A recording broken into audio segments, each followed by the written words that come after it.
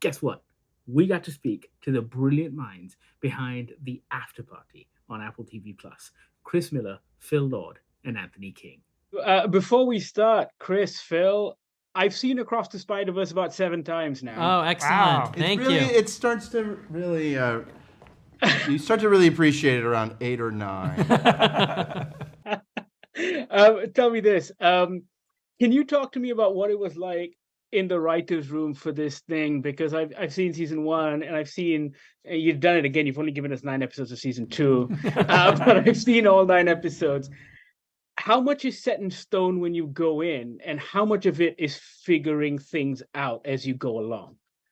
It's a complicated writer's room, and the amount of whiteboards and charts and graphs and yarn that have to be figured out, because the whole season has to be figured out together, because everybody's story influences everybody else's story, and you're seeing these same moments from different perspectives. So it has to all be built together.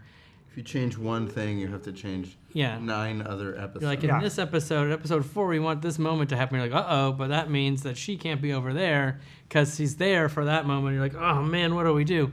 It can really hurt your brain having to try and keep it all in your head when you're just trying to tell these funny, emotional stories that also have to further a murder mystery plot. Having to do all of that at once is a real challenge, but it's really fun also. Yeah. Because it's every moment is, when you get it to work, it feels so magical. It's so satisfying when you're like, oh, this is the payoff and this is the setup. Oh, it's perfect. It feels great. For us as well, I guess, when we pick up little things in the background and people doing stuff, and it's a little bit of a thrill when we figure it out. But shooting this as well seems incredibly complex, and I'm wondering if there was anything you learnt from the complexity doing season 1 that made season 2 easier.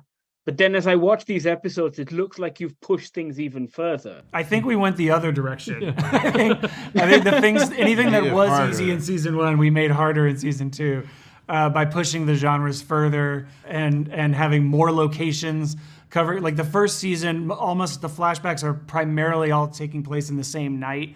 And then in season 2, the flashbacks go sometimes many years before that weekend.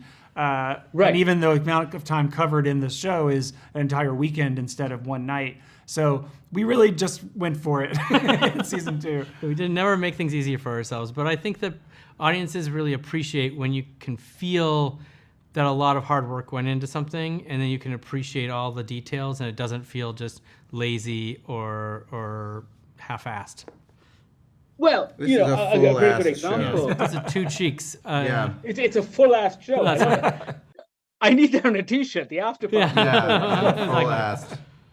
But a great example is that episode. I don't want to give it away, but I'll call it what it said in the description, the indie episode. Yes. And I'm just like, well, it just highlights how lazy everyone on TikTok is. Because the way you guys pulled it off was a true homage, and I was like, yes, that's how you do it. Oh, it was thank brilliant. you. Yeah. Great. Oh, that's very cool.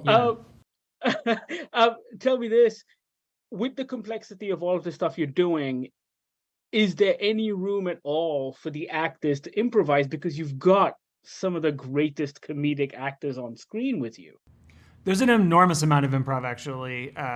Oh, wow. Because we have been lucky enough to have in the cast in both seasons people that are just comedy people. They're writers. They have their own shows. So they all are coming to this show, bringing that side of them as well. So it's not only is there a lot of improv, but it's really useful improv. It's character-driven improv. And they're aware of the larger mystery and how it all kind of works together. So they're all engaged in a way that, especially like people, I think of Paul Walter Hauser, Zach Woods, Anna Conkle, these just really brilliant comedy minds who just gave us so much incredible material. Right, and we gave them all 10 episodes before they started so that they could figure out a way to craft their character, because each time they're trying to perform a slightly different version of their character as perceived by someone else, which can really trip your head as an actor, going like, am I me or am I someone else's impression of me? And so they really had to have a full understanding of the whole season. every time they stepped onto set. And so their ability to improvise was always within the parameters of like, this is the truth about my character, and this will be helpful. This is the game that we're playing.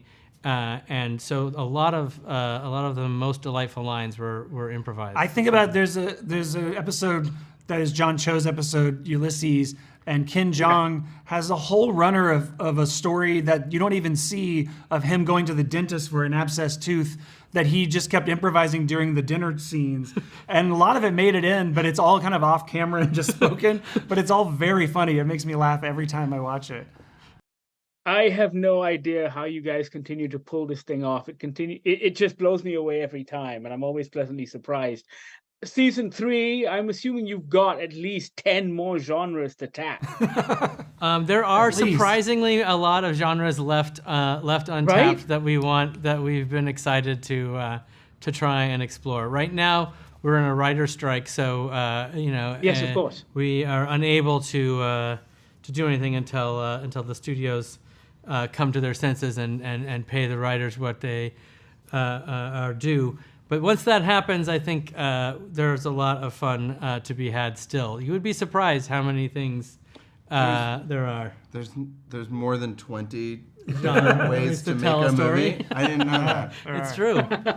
It really is true. And what a world. Gentlemen, I'm being told to wrap, but thank you so much for your time. And once again, I have no words to describe what Spider-Verse is. It's just, it's insane. It's insane what you've done. It's crazy. Anyway, Thank you so much. Someone I know called it an art coaster. I'm getting a lot of T-shirt ideas right now. We're here to help. Listen, whatever we can do to help you, my friend. Thank you so much. Cheers, guys. Thank you. Thanks. Bye-bye. Well, I think it's pretty clear. That's We've got not our our guy. guy. What did you say, got or not? Not. What? If you haven't already, you really need to be watching The Afterparty on Apple TV Plus. It is one of the funniest, cleverest shows that we've ever seen.